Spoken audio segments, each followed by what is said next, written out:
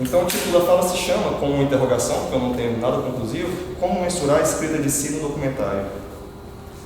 Se entendermos com Rancière que a arte deve traçar possíveis, mesmo diante de contextos improváveis, propondo assim novas partilhas do sensível e uma redistribuição do visível, ou seja, retirando algumas trajetórias do confinamento e silêncio histórico, talvez possamos deduzir também que uma das suas atribuições seja nos reconectar com o outro, propiciando uma espécie de ribalta onde os desejos e reivindicações deste outro consigam reverberar e encontrar acolhida.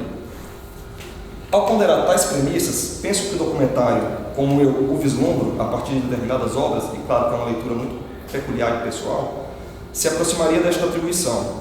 Em seu exercício prático, ele tende a nos reconciliar com o mundo, com o tecido e a diversidade da vida, ao mesmo tempo que nos obriga a reconhecer certos etnocentrismos e a explicitar nossos lugares de fala.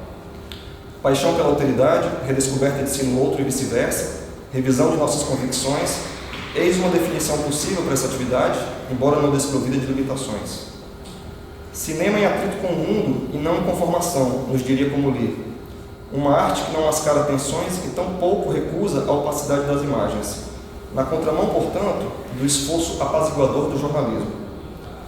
Com raras exceções, não fazemos um documentário sozinho, tampouco apartado da pulsação cotidiana e da urgência dos nossos dias, ou seja, sem conexão com os nossos pares e as autoridades que nos cercam. Não se trata, portanto, de obra demasiadamente autorreferenciada, assim acreditávamos. Porém, como indicam Michael Reynolds e Laura Lascaroli, dentre outros investigadores, desde os anos de 1970, pelo menos, desponta no documentário uma vertente marcada pelo triunfo da enunciação em primeira pessoa. Enunciação esta articulada majoritariamente pelo diretor, cuja presença física, voz e corporalidade também se intensifica e se afirma na tomada. Nesta tradição, o documentarista não é mais um mediador, não se restringe aos bastidores, tampouco se limita à assinatura de abertura ou desfecho dos créditos. Ele é alguém que deixa o antecampo, ocupa a cena e partilha conosco algumas de suas aflições e inquietações pessoais num transbordamento subjetivo por vezes surpreendente. Se, como aponta Michael Reynolds, certa expressão subjetiva sempre caracterizara o documentário desde a sua gênese, ou seja, de algum modo os diretores sempre externalizaram suas visões de mundo nas obras, burlando a ilusão de que essa prática fílmica seria objetiva, a reviravolta observada no presente, a aproximação do documentário daquilo que o campo literário designa de escritas de si, é um fato notável. Afinal, historicamente, este domínio não se codificara enquanto obra autorreferenciada. Mas eis que a prática contemporânea do documentário nos revela essa espécie de primazia do eu em alguns títulos, operação na qual a presença cênica do diretor, ora performática, ora confessional, reforça uma individualidade e autoria outrora limitada à gestão do processo criativo e, no máximo, a interação com sujeitos no mundo. Espécie de autor-personagem, nestas obras o cineasta se entrega a um relato de si do seu entorno próximo, marcado pela explicitação do íntimo, por vezes com tonalidades autobiográficas. Feitas tais observações, chego ao debate que eu desejo apenas introduzir nessa exposição. Embora seja um fenômeno evidente na obra de alguns diretores, creio que ainda são pouco precisas as ferramentas conceituais para uma abordagem dessa prática fílmica. Afinal, o que está em jogo nessa operação, na qual um relato íntimo proferido pelo cineasta se adensa e questões outrora privadas são publicizadas? Seria um esforço de elaboração autobiográfica? Se o for, quais as características desse exercício de autobiografia? Ou seria uma construção mais próxima da autoficção, conceito introduzido pela teoria literária francesa em fins dos anos 70? Ou seria o autorretrato a categoria que melhor expressa o que está em jogo nesta escrita de si no documentário? Nessa apresentação eu desejo tentar, se o tempo deixar, mensurar esses conceitos, avaliando suas premissas e valor heurístico para ponderarmos o que está em curso nessa prática fílmica. Uma proposta que se pretende introdutória, tendo em vista a complexidade dessas categorias e o caráter incipiente do estudo. De início, reconheçamos que no campo literário, as chamadas escritas de si compõem uma redoma da qual fariam parte ainda outros registros marcados pela explicitação do íntimo do autor, a exemplo dos diários, das cartas, das memórias e confissões. Se aqui privilegio o autorretrato, a autobiografia e a autoficção, não é por julgá-los mais adequados ao documentário. Antes, elas constituem meu ponto de partida. Por outro lado, ao segmentar estas categorias para tornar a apresentação mais didática e facilitar meu percurso, Não desejo afirmar que elas constituem conceitos distantes ou imissíveis. Ao contrário, reconheço que há porosidade entre elas, o que dificulta uma clara identificação de suas práticas. Talvez no limite possamos dizer que haja a hegemonia de uma ou outra categoria na realização de uma obra, no máximo. Na verdade, eu estou quase convicto que eu vou fazer esse percurso conceitual imenso, demorar um ano estudando e revisando tudo isso, para chegar a essa conclusão de que essas práticas são porosas e que são marcadas por atravessamentos. Nem é só autobiografia, nem é só autorretrato, mas uma contaminação. Mas, enfim, burilar conceito é nossa tarefa também. Como essa pesquisa ela tem muito fôlego para ser desenvolvida em 5 anos, tem questões que eu não vou contemplar, mas que eu estou ciente, como, por exemplo, a crítica à filosofia do sujeito no século XIX, a crítica pós-estruturalista e estruturalista ao autor, o retorno do autor como Antônio Compagnon trabalha, enfim, isso eu vou deixar para lá, não vou entrar, eu só quero burilar essas 3 categorias para tentar construir algo mais palpável, e também não vou entrar muito nesse contexto contemporâneo, nessa configuração histórico-social, nesse novo capitalismo, que nos provoca a explicitar, a publicizar a intimidade, ao mesmo tempo que fomenta um impulso voyeurístico. É concomitante. Um desejo de se expor, de falar de si, ao mesmo tempo que a gente vai lá bisbilhotar a vida alheia. Então eu vou deixar isso para uma outra etapa também, e no final, no 5º ano, eu coloco tudo num caldeirão e vejo o que vai dar. Então passemos às 3 categorias indicadas: autobiografia, autorretrato e autoficção, tentando falar um pouquinho de cada uma. Quer dizer, não sei.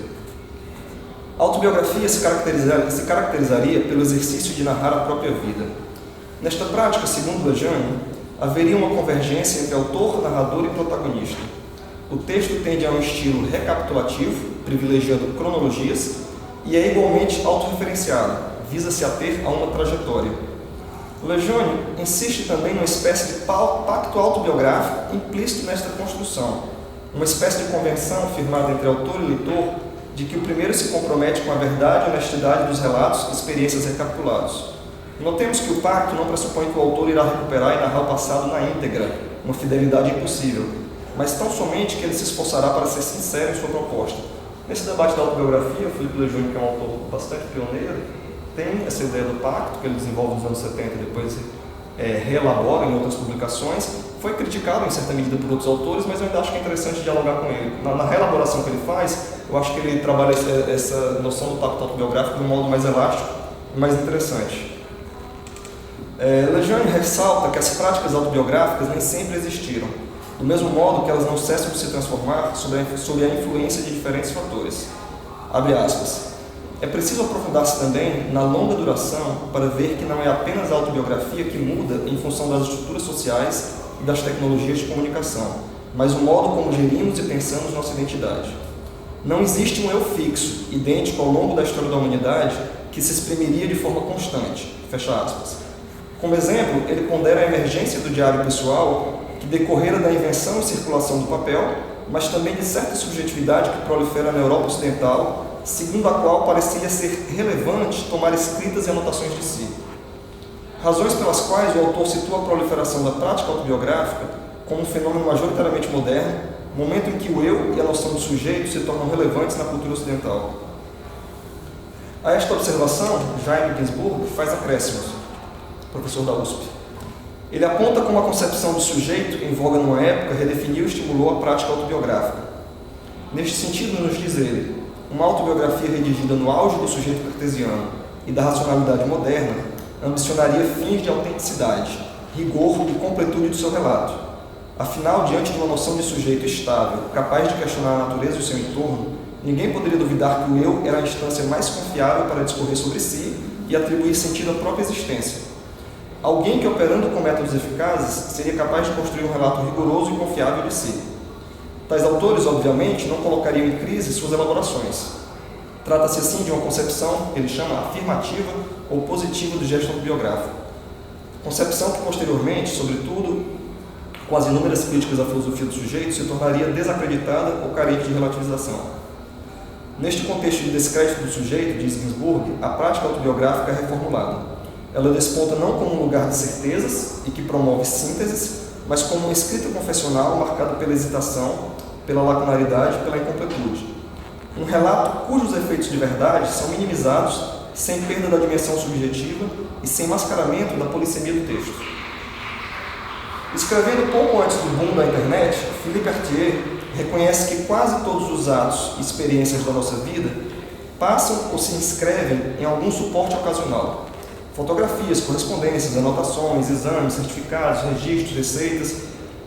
Porém, só guardaríamos uma parte ínfima destas notas, posto que voluntariamente ou não, fazemos uma triagem. Assim, se arquivamos nossa vida com regularidade, sendo o nome próprio o elo e o instrumento de individualização, nem tudo é preservado. A pergunta, por que arquivamos nossas vidas, ou por que dela retemos registros, Artier responde, para responder a uma injunção de demanda social sempre que algo nos for solicitado. Assim, para os poderes reguladores, diz ele, estranho é o indivíduo que não dispõe de anotações e que escapa ao controle gráfico. Ou, se a gente for pensar na contemporaneidade, ao controle digital, na atualidade, aquele que não possui perfil em redes sociais ou que não porta smartphones. Mas se o imperativo arquivarás tua vida é incontornável, Artier nos lembra que esta tarefa é sempre parcial e ilusória. Voluntariamente ou não, manipulamos nossa trajetória, omitimos certos fatos, destacamos outros e até mesmo os reinventamos. Deste modo, para ele, o caráter normativo da construção de si também daria lugar a intensos movimentos de subjetivação e até mesmo a uma prática de resistência. Atestaria um desejo para construir certo entendimento de quem sou. Em termos de artifício e reinvenção, nos diz ele, não apenas escolhemos os eventos privilegiados no relato e o que deles partilhar, mas também organizamos a narrativa visando estabelecer certa coerência, bloqueando contradições ou apagando os fatos que depõem contra a exemplaridade que almejamos forjar.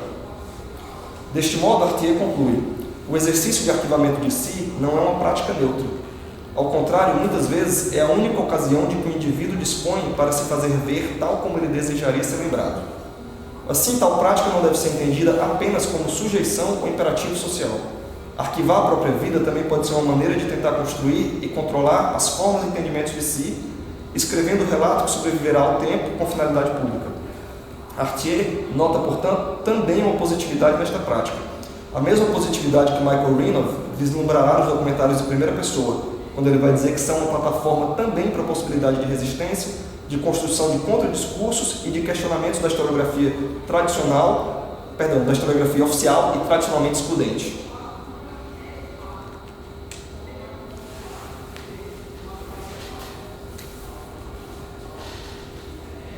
Em diálogo com os autores citados, Helmut Galler e Ana Cecília Olmos apontam que se a autobiografia possui antecedentes na antiguidade e se afirma a partir do século XVIII, em sintonia com a emergência de novas subjetividades e de certa configuração histórico-social, seus fundamentos tradicionais começam a desmoronar no século XX. A concepção positiva de um eu estável, a configuração da experiência de vida como unidade coesa e mesmo a confiança na língua como veículo de tradução de uma vivência. Ante a revisão crítica, a autobiografia teria respondido com experimentos formais que transgridem os modelos anteriores, estimulando novos formatos e, não raro, estabelecendo contatos e porosidades com outras escritas de si, num processo de contaminação fecunda. Segundo os dois autores, embora parte dos pesquisadores dedicada à investigação desse fenômeno insista na factualidade como sua característica maior, uma espécie de esforço de precisão na recapitulação narrativa, alguns teóricos apontam a inadequação dessa exigência, sugerindo que as virtudes estilísticas e poéticas deveriam se sobrepor à fidelidade. Em outros termos, para este grupo, a autobiografia deveria ser analisada mais pelo campo estético do que pelo domínio histórico e pelo rigor historiográfico. Posição, claro, que não é consensual. Sobre esta dicotomia, Ruth Kluger, uma alemã, faz uma observação interessante, abre aspas. A autobiografia seria a forma mais subjetiva da historiografia. Ela é a história na primeira pessoa do singular. E, por necessidade, contém informações que não podem ser comprovadas, como pensamentos e emoções, sendo frequentemente confundida com um romance. De fato, ela se situa na fronteira que divide a história e a literatura imaginativa.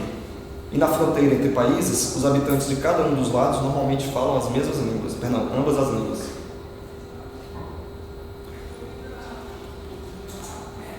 Mas, a exemplo do que Ginsburg mencionara, Lejane reconhece que o contexto contemporâneo promovera mutações nas práticas autobiográficas, estimulando novos modos de expressar a si, bem como alterando nossa relação gestão do tempo.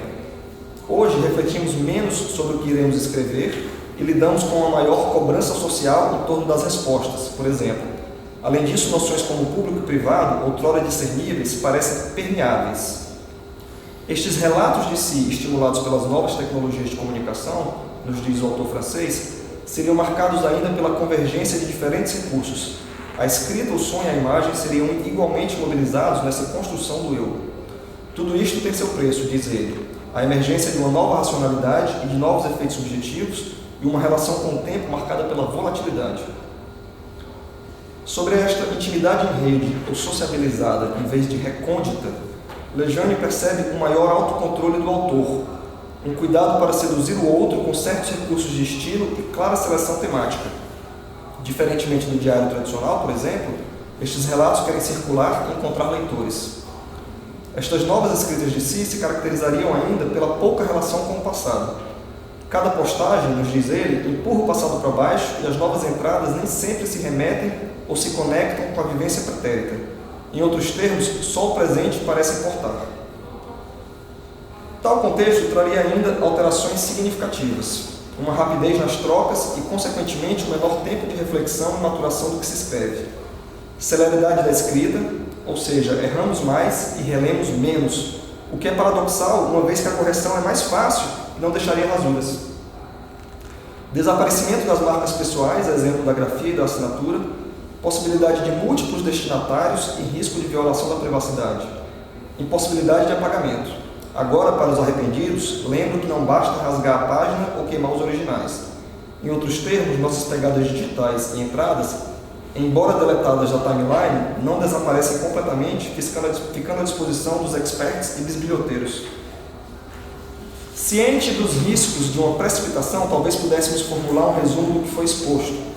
A natureza artificial da autobiografia, na sua modalidade convencional, visa conferir linearidade, coerência, progressão e unidade a uma trajetória individual, mascarando e não admitindo o trabalho de reinvenção implícito nesse esforço recapitulativo.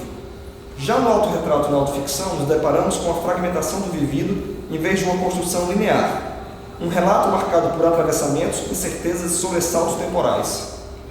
Nestes dois modelos, também o trabalho reinventivo não é mascarado. Assim, no lugar do eu aparentemente estável da autobiografia, temos um eu vacilante, mutável, em permanente transformação e que solicita construções polifônicas para melhor explicitar suas inquietações. O relato é menos autorreferenciado e não almeja precisões. Afinal, como disse Montaigne em seus ensaios, abre aspas, quanto mais fico em minha companhia e me conheço, mais minhas deformidades me espantam e menos me compreendo, fecha aspas. Ou seja, o eu é inconstância, devir e não existe dissociado de um contexto sócio-histórico que o perpassa e fomenta sua subjetividade. Assim, as narrativas autocentradas que se desinteressam desta conjuntura ampla insistiriam na construção de um eu ilhado, sem conexões e redes de interdependência. Mas como lembra Leonor Arthur, o eu só é possível frente a um você. Tal correlação mostra aquilo que nos escapa e que só existe na experiência com o outro e que não raro é percebido somente pelo outro, diz ela. Assim, de modo honesto, poderíamos dizer que vida e livro, ou vida e obra, no caso do filme, obra fílmica, nunca irão convergir. Mas isto não impede que a primeira seja matéria-prima para uma obra amparada nas memórias do autor. E como a vida é um devir, mutável e instável, lembro aqui de um outro texto muito interessante de Pasolini, em Empirismo Herege, sobre o plano sequência, um texto curtíssimo, no qual ele aponta certa positividade da morte para dar conta ou para permitir uma reelaboração do vivido. Estou sintetizando um texto que é curto, mas muito denso. Diz ele, seria preciso a morte para estabelecer um fim no devir individual que se deseja narrar ou recapitular, e um trabalho de montagem efetuado por outrem, seleção, organização e hierarquização, para tornar este vivido narrável e assimilável. Mas ainda assim, esta montagem não seria definitiva. Outros relatos poderiam circunscrever uma mesma trajetória e resultar em construções diferentes. Só mais 2 parágrafos, prometo. Assim, a memória entregue ao exercício autobiográfico não pode dispor do passado como um indivíduo que recorre aos arquivos do seu HD. Do passado não dispomos de registros integrais e catalogados. Em outros termos, ele não pode ser acessado como ficheiro ou consulta técnica, o que nos permite afirmar que o passado narrado, articulado, é sempre um trabalho de interpretação e de reinvenção, não apartado de novas possibilidades de reelaboração, o que me permite o que me permite dizer, em diálogo com Jürgen Straub, um alemão, que o que aconteceu, aconteceu e não pode ser mudado. Mas nosso relato ou descrição do que aconteceu é sempre uma construção em aberto, uma narrativa não conclusiva. Mas nesta tarefa de reelaboração do passado, de olhar para trás e de tentar construir uma inteligibilidade narrativa histórica, tenha ela contornos autobiográficos ou não, gostaria de lembrar que não nos parece interessante o exercício que se limita a dizer isto foi assim ou ocorreu desta forma. Sobretudo se pensarmos no trabalho de entendimento do passado mediante o emprego de recursos imagéticos de uma memória audiovisual. Se, como nos diz Didi Uberman, diante da imagem, estamos diante do tempo, dos seus atravessamentos, entrelaçamentos, anacronismos e sobrevivências, podemos complementar esta observação com um apontamento benjaminiano e também dizer que, diante da imagem, estamos igualmente diante da potência e das promessas do passado. Se na perspectiva redentora de Benjamin, o passado é prolífico de possibilidades não efetivadas, sustadas ou boicotadas pelas engrenagens históricas, é preciso construir um entendimento que dê conta e que também priorize igualmente as potências não concretizadas do passado, as suas promessas ou o poder ter sido do passado, de modo a reativar suas esperanças e lhe assegurar uma possibilidade futura de reafirmação, efetivação e, quem sabe, de vitória.